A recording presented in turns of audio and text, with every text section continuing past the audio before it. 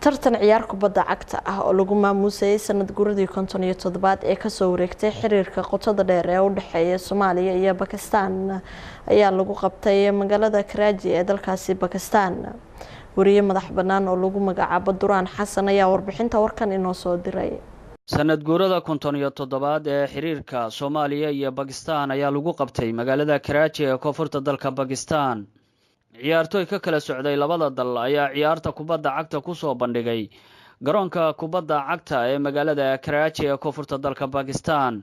ciyaartan oo ahayd mid lagu maamuusay xiriirka 57 sano jirsaday ee Soomaaliya iyo Pakistan ayaa waxaa ka soo qayb galay marti sharaf ay ka mid ahaayeen wasiirka isboortiska dawladda Pakistan ee gobolka Sindhi mudane Sardar Ahmed, safiiradda Soomaaliya u fadhida Pakistan Marwa Khadija Maxamed Al-Makhzumi, wasiirkii hore ee arrimaha gudaha Soomaaliya ahaana sidoo kale madaxweynihii Galmudug mudane Cabdikariin Xuseen Guuleed, qunsulka Soomaaliya Pakistan mudane Cabdullaahi Xaaji Daawud Warsame iyo mas'uuliyiin sarsare oo ka kala socday labada dal.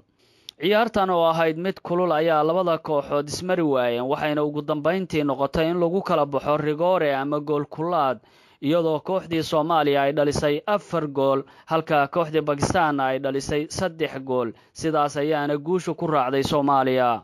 taageerayaal badan oo ka kala socday labada dal ayaa u soo daawasho tagay ciyaartan oo ahayd mid taariikhi ah oo aan weligeed horay uga dhicin Pakistan. wasiirka isboortiska Pakistan ayaa sheegay inuu ku faraxsan yahay horumarka xiriirka Soomaaliya iyo Pakistan, isagoo sidoo kale sheegay inuu rajaynayo in labada dal ay sii horumarin doonaan xiriirka saaxiibtinimo ee u dhaxeeya.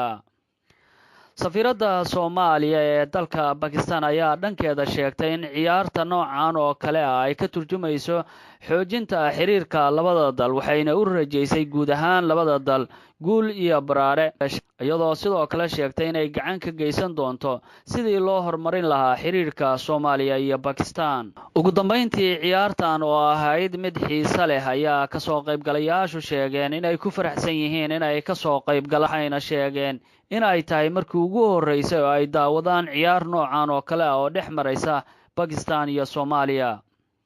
Karachi waxa ay hooy u tahay dadweyne badan oo Soomaaliyeed kuwaas oo isugu jira arday, ganacsato iyo familyo intaba. Duraan